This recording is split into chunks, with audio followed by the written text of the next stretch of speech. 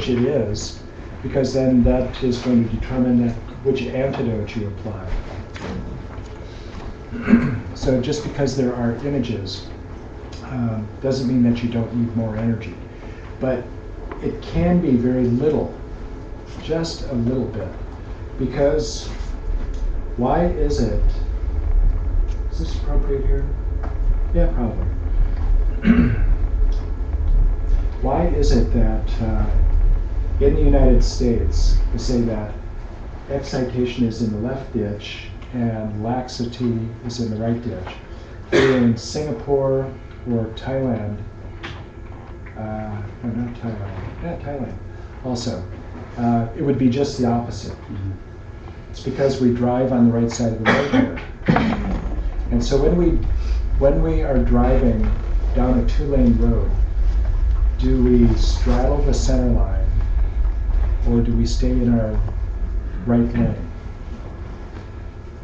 Not confession time, but it's the obvious answer. We stay in the right lane. Why? So why would that be an apt metaphor then for our meditation? Why in our meditation don't we stay in the center of the road, equidistant from excitation and laxity? Wouldn't that be the safest place? You would think, right? One's pulling you more, so you're responding to one balance. Yeah, maybe. You mean as in you may have a predilection for either one or the other? I suppose, and that would be, depending on the particular day, but generally you're going to find it better to be in the right lane, closer to laxity, staying in that lane, hovering close to those hypnagogic images. And the reason is that with laxity there is a progression that happens, right? So you can think of, laxity, you can think of it as the entire spectrum of the meditation fault of not enough energy. But I think of it as actually with a little more precision, and that laxity is just that, is subtle, or maybe medium laxity also, but where you're no longer losing your object altogether. And Alan doesn't phrase it like this. He doesn't use dullness, but maybe dullness then is more apt for coarse dullness, where you're losing your object altogether. And laxity is where you're just not brightly engaged with your object. And all you need is a little more vividness. So the interesting thing about that whole spectrum of dullness is that it begins with laxity, let's say, where you're just missing a little bit of vividness in your engagement with the object. But then it progresses from laxity to, let's say, lassitude, to lethargy, to, at some point, there could be a number of more intervening steps, but stupor. And then it's not far beyond stupor to snoring. So there are a lot of increments there. And each one of those increments is an opportunity for your introspection to recognize what's going on. So it's very progressive and gradual. Should be, unless you're, and it generally is. Excitation, on the other hand, one moment you're on your nose, next moment, because you don't know that you're being shanghaied. And then it's 10 minutes later. So the excitation, because what we're talking about here is an energy balance into your attention. So is it better to be surfing the edge of too much? This is where we would all like to be, actually. It feels like that feeling of being up and kind of, bright-eyed, and but that one is really, really dangerous. For at the beginning, through the first 4 or so levels, anyway, because you can just be shanghaied like that. And surfing the edge of lassitude, lethargy, at what point then, I think it's somewhere beyond lethargy, where your body is beginning to feel very sleepy, that those hypnagogic images then begin to appear. So you want to, if you are surfing that edge, if you're prone to distraction, that is, and I think probably in New York that's probably the typical, although that can wear you out, and then when you finally do meditate you're tired. But if your meditation is prone to distraction, surfing that edge of being too lax can be very fruitful, because your stability then can be better than any other time. And so this is why then that it could be that meditating at a time when you typically don't think about it. So somebody mentioned that morning seems to be a very distracted time. For me it often is also, because my mind seems to be just coming out of dream state, and it's still not so connected to the body, and it's still just kind of roaming, kind of without being connected to the breath or whatever. And later in the day, so when the thing is that once you really get this stability and, relaxation and clarity, you're able to make that connection, so that the dullness becomes almost optional, or it becomes very manageable, because you know how to revive very quickly. And you begin to notice, as your introspection gets tuned up, you begin to notice laxity and then apply the antidote. So the thing about laxity is that notice it early, because and then it takes a small antidote, a very light antidote. What you are trying to do with dullness is to recognize it early, so it takes a very, very small change, fine-tuning. If you don't recognize it until somebody pokes you because you're snoring, then it requires more stimulation. So that the basic key or rule is that you should supply enough stimulation to coarse dullness so that you're not fighting dullness for 3 or 4 minutes. Because you know how it is.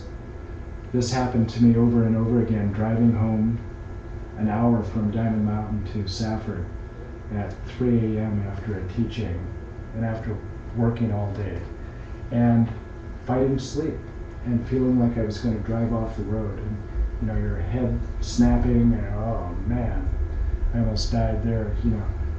There's nothing worse, right? I mean, it's horrible. It's a terrible experience.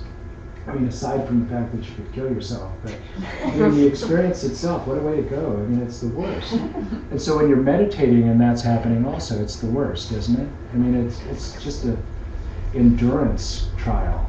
And it's not a pleasant thing. Mm-hmm. And so you want to just supply enough stimulation so that isn't happening for 3 or 4 minutes. Ideally, that would be without having to change your object, to switch objects. So ways that you could do that, if you're focused on the breath, open your eyes. That is going to supply a lot of stimulation. Check your posture. That's going to take care of a lot of it. The Lam Rim has several that I don't think are that effective, and they're very conceptual. Think of leisure and fortune, or think of impermanence. You can try that, but obviously you have had to change your object off the tactile to a conceptual. But basically, or you can just open your eyes and expand your awareness to the room, feel more spacious. Is it a relevant question to ask about an insomniac, for example? The body is so physically, the vessel is so physically fatigued, but the mind is so excited. How then would you characterize that state? Would you be more excited, or would you be more lethargic? Well, it would depend on what the experience of the mind was.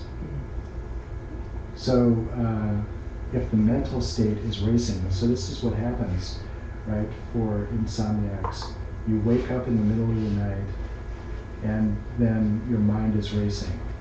And so you can't go back to sleep. Or that's what, long ago when I was experiencing that, that would be what my experience was. That your mind is racing, problem solving, doing design things, etc. Can be somewhat creative or whatever, but often so that would be undeniable excitation. And then maybe during the day, because you haven't gotten any sleep or whatever, or by the end of the 4 hours of doing that or something, not being able to go back to sleep. So, but it's the mind that would be the excitation. So what you would want, what would be the antidote? So why is it important to know that? Wait a minute, my body is already fatigued. What do I need to do? Do I need to supply more stimulation? I mean, to wake up my tired body? It may seem like that, right? But actually what you need is relaxation, isn't it? To relax the mind in order to allow the body to go to sleep. So that, I think there's a lot of that cortisol floating around, just the constant adrenal stimulation that is associated with the racing mind that doesn't allow the body to go to sleep or rest. So that's why that would be important to know what's the antidote, and actually being able to, and so this is my advice for insomniacs, is to meditate, make use of the time, don't resist it when you wake up in the middle of the night, and don't be disappointed, don't wish that it was different. What do? The infirmary. And without the focus on tactile sensations and the exhalation, and just focus on relaxation meditation. And I hear, I get a lot of good reports from people who are doing that. So, basically, relaxation and surfing that right edge, or the edge of laxity. But so the point, you have to supply enough stimulation. But really the key is to notice it. And as your introspection gets tuned up, you will really notice what's going on. And we'll be doing a meditation, hopefully the end of today, where you may really begin to notice that, because we'll be getting into an awareness meditation. And with that, the vividness is so pronounced that as you can really begin to notice a fall off of the vividness, the first instance of laxity, and then you can just make the slightest correction and bring it right back into perfect balance. So, the trick question. How long is your meditation session?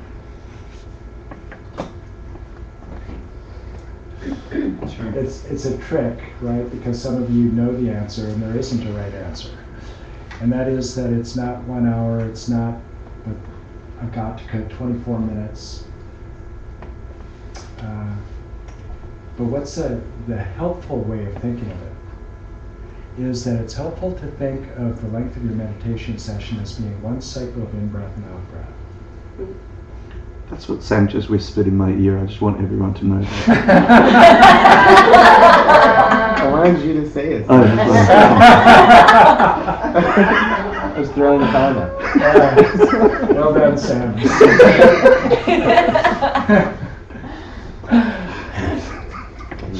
He was giving away the merit. Yeah, that's what it was doing.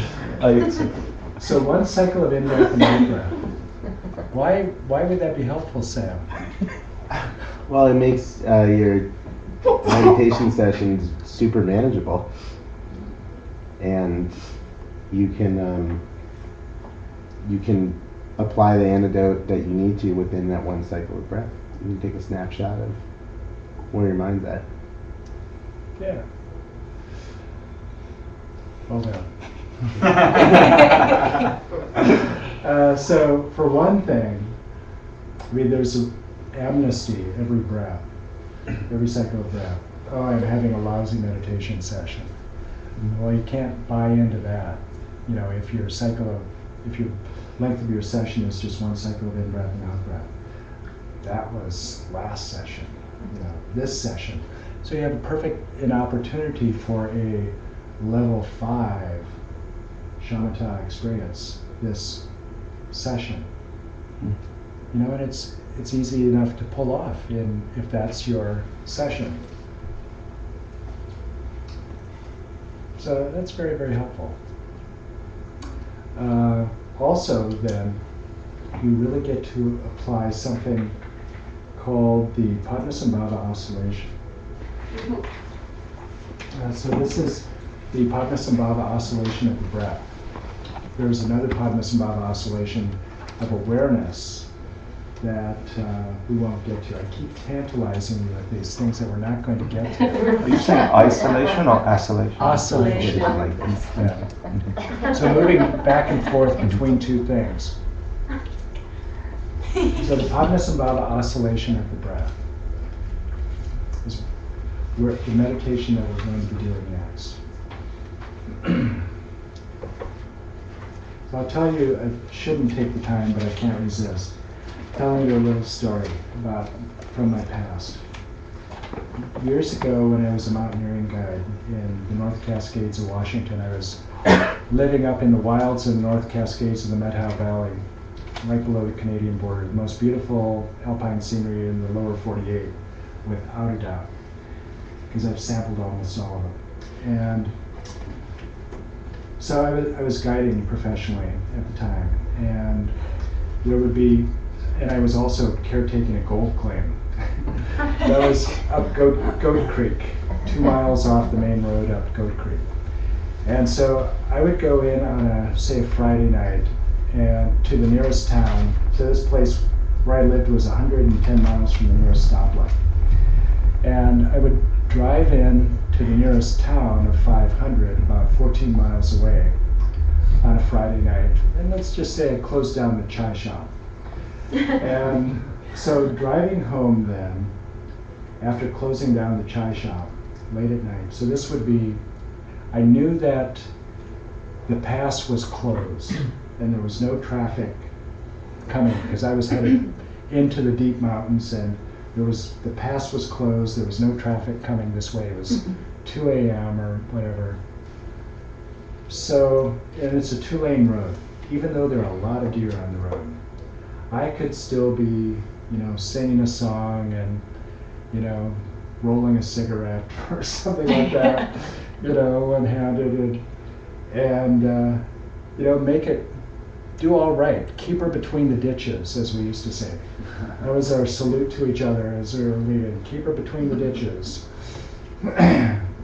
So I could keep her between the ditches, paying half attention. But then I would have to, about 12 miles up the road, have to turn off the 2-lane road onto a 1-lane Forest Service road. This was up Goat Creek. And there were 50-foot drop-offs. It was a 1-lane road and a 50-foot drop-off. So, what was the quality of my attention? Was I, distracted then?